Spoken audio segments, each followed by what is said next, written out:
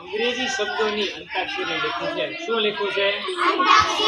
હા, આપણે અંગ્રેજી શબ્દનો છેલ્લો અક્ષર જે આવે એના ઉપરથી પાછો નવો શબ્દ બનાવ્યો છે. બધા સ્પેલિંગ વાંચવા છે? ઓકે, ચાલો વાંચો. RAT.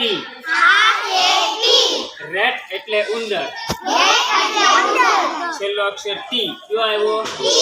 ચાલો T ઉપરથી TEA. T એટલે ચા.